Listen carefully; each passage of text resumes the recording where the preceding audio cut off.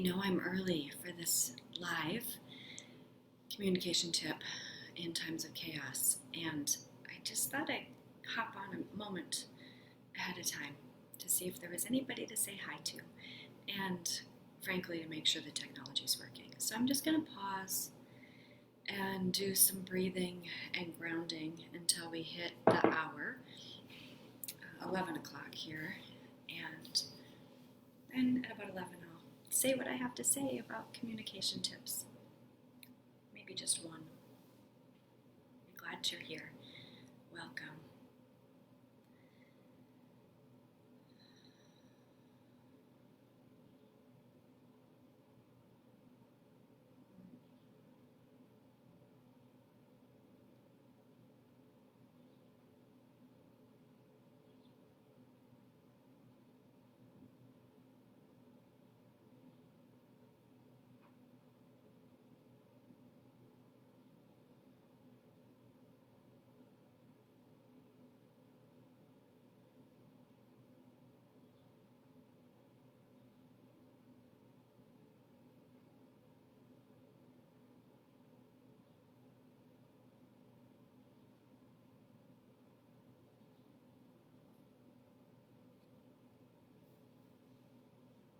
Okay, so welcome to this first installment of communication tips in times of chaos. What I am seeing is that more than ever we need to be in connection with other people. And of course that's deeply challenged by, hi Whitney, I'm so happy to be in connection with you. Of course being in connection is deeply challenged at this time where we need to be these 6 feet away. And I'm understanding even some people are doing this in their households. So however you're doing it, I hope you're safe and well. And because our relationships are really what help to keep the nervous system regulated and the immune system healthy, we have to find some new and other ways to be in connection. And of course, we're finding those. I would like to invite you to really remember that in these times of great uncertainty where we feel like we don't have a lot of control, one of the things that we can do is think in terms of how can I be benevolent or helpful to others. And this data and studies show is one of the things, benevolent acts of kindness to others are what keep us sane in troubling times. So today's communication tip number 1 is to genuinely ask an open-ended, how are you question to somebody, to everybody you run into. From the person at the grocery, to your neighbor, to especially those of us who are living with folks in our household. I think we can get very caught up in making the household life work now because it's a totally different structure that we're all together 24/7.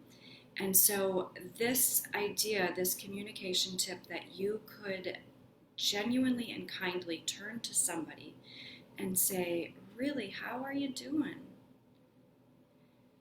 Is powerful. It's an act of care, and it's a way that you can just be available.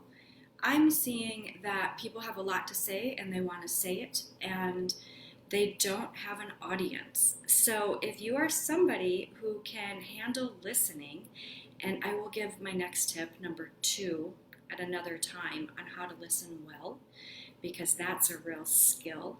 If you are somebody who can listen, then you are needed. The listeners are needed. So asking this question, your version of how are you really, like how's this going for you, would be such a potential gift to another human being. The way that we can ask that question to extend more care is to really let our eyes be warm and loving, maybe to nod and to smile, and a soft tone of voice. All of these things signal safety, they signal belonging, and our nervous systems need to know that we're safe and we belong because we're tribal. And so warm voice, warm eyes, sort of just a warmth, communicating with your voice and asking, how are you? So I'm going to close by putting that question out to you and inviting you to ask somebody dear to you and somebody that you're just running into out in the world, what's it like for you right now? So open-ended question means it's not a yes or a no, that they'll just give you an answer. And I want to extend my curiosity to you. How dear people are you? And how's your heart and how's your mind as you are working with our new time? If you need some help in terms of stabilizing your mind, practicing meditation is happening here live Fridays, 10 a.m. That's Central Time. I'd love for you to join us. It's just 10 minutes, Fridays. I'm calling it the new coffee break. All right, lovely people. I really hope you're well. If you want to chat your how are you, I'd be happy to see it and respond. And I send my love and good wishes. Until next time.